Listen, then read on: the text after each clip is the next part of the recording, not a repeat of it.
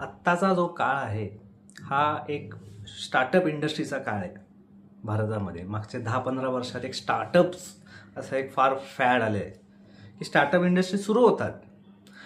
पण 5-10 वर्ष पाहिले की ती जी इंडस्ट्री सुरू झाली आहे, ग्रोथ झाली आहे, ती बँकरप्ट झालेली असते, पूर्ण म्हणजे संपलेली असते. तो माणूस रस्त्यावर आलेला असतो. एक म्हणतो स्टार्टअप इंडस्ट्रीचा एक फुगा म्हणतो की नुसता असा तो वाढतोय. हल्लीचे यंग लोक शिकतात, नोकरी नाही करत, शिकून झालं काहीतरी नवीन बिझनेस करायचा. पूर्वीचे बिझनेस हे टिकत होते. आत्ताच्या काळात बिझनेसचा भरोसा नाही, सुरू झाला की बंद पण पडतात लगेच. ग्रोथ पण तेवढीच होते फास्ट, तेवढंच डाऊनफॉल पण तेवढंच फास्ट. ह्याचं कारण काय? आमची पिढी किंवा नंतरची जी झेनझी पिढी वगैरे आपण जे म्हणतो, या पिढीमध्ये एक तर पेशन्स कमी आहे आणि मुळं स्ट्रॉंग करायची, जो पाया भक्कम करायचा आहे, रूट्स स्ट्रॉंग करायचे आहेत, ह्याच्यासाठी वेळ देणं, ही वेळ आम्ही देत नाही. आमचे मूळ पाया भक्कम होत नाही, त्यामुळे आमचं झाड हे पडतं. आत्ताचा जो काळ आहे हा एक इझी मार्केटिंगचा काळ आहे. लक्षात घ्या, कुठलेही प्रॉडक्ट असू दे की एखाद्या व्यक्तीला लोकांसमोर यायचं असेल तर थ्रू सोशल मीडिया तो कुठल्याही प्रकारचं मार्केटिंग करून आपलं प्रॉडक्ट दाखवू शकतो, की आपली कला म्हणा की आपलं टॅलेंट हे जगाला तो दाखवू शकतो. त्यामुळे marketing has become a very easy platform through social media, through internet. जे पूर्वीच्या काळात मार्केटिंग हा वॉज अ बिग बॅरियर, लोकांपर्यंत जायचं कसं, तेव्हा एक असं रेडिओ अँड एक जस्ट न्यूजपेपर सोडलं तर बाकी असं काही नव्हतं घराघरात पोचण्यासारखं.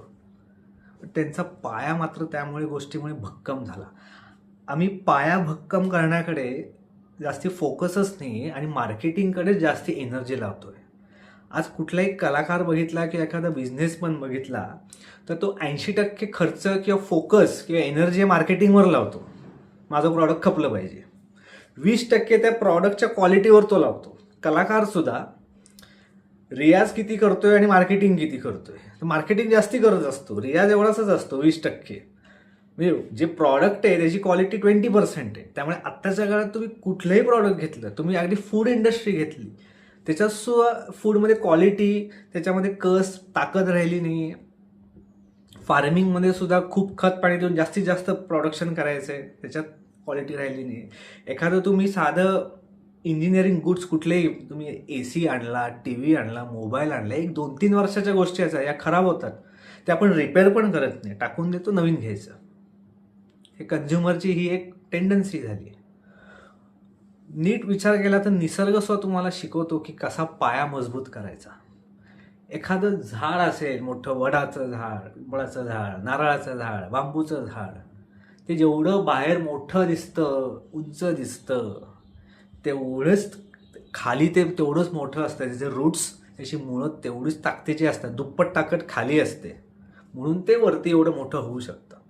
एखादं बांबूचं झाड खरंच लावलं तर बांबूचं झाडाचं असं आहे ते 7 वर्षात पूर्ण उगवतं. पण पहिले 4.5-5 वर्ष एखादं बांबूचं झाड माणसाच्या कमरेपर्यंतच येतं, त्याच्यामुळे त्याची वाढच होत नाही. पहिलं बांबूचं झाड लावलं की पहिले एक साधारण 8 महिन्यात किंवा वर्षभर ते कमरेपर्यंत येतं, मग पुढचे 5 वर्ष तेवढंच. मग तेवढंच का?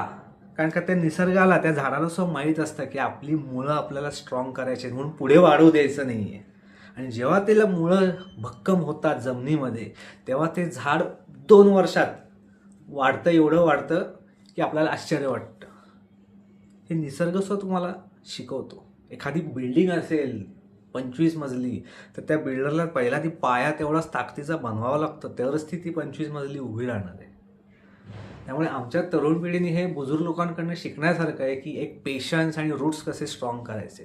त्यामुळे आत्ताच्या काळात तुम्ही कुठल्याही फील्डमध्ये बघितलं, क्रिकेटसारखं बघितलं तर सुनील गावस्कर आणि सचिन तेंडुलकर सारखे लोक आता दिसणार नाहीत. एक विराट कोहली हा शेवटचा प्लेअर आहे. बॉलिवूड इंडस्ट्रीमध्ये असं अमिताभ बच्चन, दिलीप कुमार किंवा आत्ताच्या काळात शाहरुख खान सारखा आता अभिनेता ह्याच्यापुढे तुम्हाला दिसणार नाही.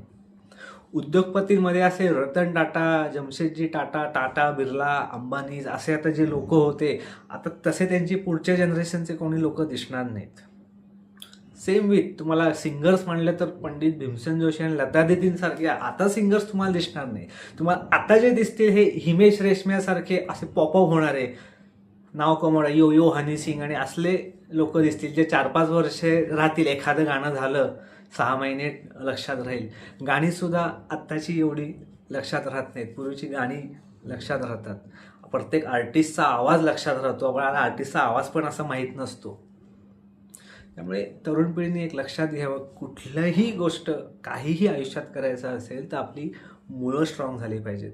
आमच्या पिढीचं दुर्दशा आहे की आमची नोकरी टिकत नाही, आमचा व्यवसाय टिकत नाही. एवढंच नाही, आमचं पर्सनल लाईफमधलं रिलेशनशिपसुद्धा टिकत नाही. एखादं रिलेशनशिप असेल तर एक 6 महिन्याच्या वर तो जोडीदार टिकत नाही, लगेच ब्रेकअप होतो. लग्न झालं ते टिकत नाही. नोकरी केली ती टिकत नाही, नाही टिकली तर जॉब चेंज. किती? एका वर्षात, 6 महिन्यात किंवा 2 वर्षात एका ठिकाणी 2-3 वर्षासुद्धा जॉब करू शकत नाही. चेंज पाहिजे, प्रमोशन पाहिजे. पण पूर्वीचे लोक तुम्ही पाहिले तर एक एक नोकरी 5-5, 10-10 वर्ष ते एका ठिकाणी करत होते, मग त्यांचं प्रमोशन. आणि एक ती प्रोसेस होती. ते प्रोसेस आम्ही त्या सगळ्या जुगाड करतोय किंवा डिलीट करतोय, डायरेक्ट पुढे जायचा प्रयत्न करतोय. व्यवसायामध्ये सुद्धा खूप घाई असते प्रॉफिट होण्यासाठी, पण व्यवसाय करायचा असेल तर पाया, खूप फायनान्शियल पाया जे म्हणतो तो भक्कम करावा लागतो. एखाद्या प्रॉडक्टवर खूप काम करावं लागतं, तरच तुमचा तो धंदा उभा राहतो. आर्टिस्टला सुद्धा त्याचा पाया मजबूत करावा लागतो, त्याच्या कलेमधला. हे तरुण पिढीने शिकणं गरजेचं आहे. So make your roots strong.